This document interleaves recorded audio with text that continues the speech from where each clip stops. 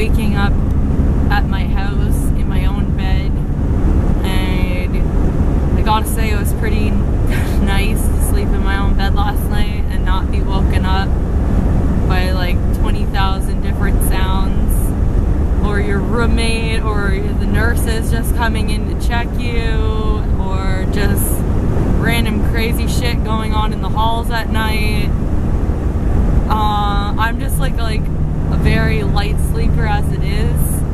So like, I remember when my husband and I first started dating, he used to have to throw like t-shirts and stuff over like his computer monitor and like any lights in his room because they would literally keep me awake. So yeah, it was really difficult to sleep there. So it was really nice to have to feel like a full night's rest and not wake up at once throughout the night. So that was really nice. And my husband actually had the day off work today, so we got to sleep in, all three of us, and wake up together, which was even nicer. And it was so nice to be able to, like, I don't know, just be in my usual morning routine and get up and see Eleanor and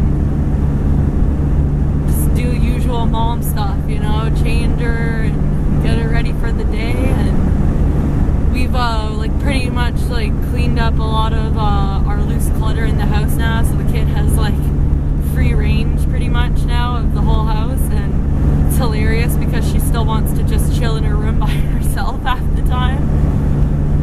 But being home is getting easier, but it definitely felt weird this morning because like you just get used to being, I guess, on a schedule of everything you do. So it's like every morning you're up at 7:30, breakfast is at 8 o'clock, then you do 9 o'clock. If you have special privileges, you can go out for a half an hour either to the caf or outside, or you know, for people who smoke, they can go out and have their nick fix.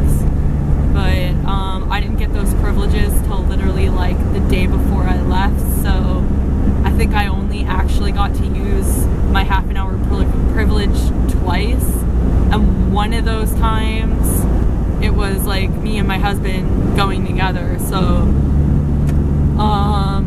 yeah, they just have a lot of messed up kind of weird rules, and if you're not used to having your control taken away from you completely, it can be it can feel very much like you're not a human being. like they have these boards in your room that they'll basically recommend you know, activities that you do that day. They'll write down your nurse for, you know, the next 8 hours or however long their shift is, and they'll write your release date, which is always TBD, which means to be determined. And every single day I would like wipe that shit off my board because I didn't want to see that ever. I didn't want it to be determined. I was like convinced, like every day, like, nope, this is gonna be the day I go home. This is the day I go home. So yeah, it was just little things like that I'm still getting kind of used to, like having my freedom to eat whenever I want and sleep when I want. And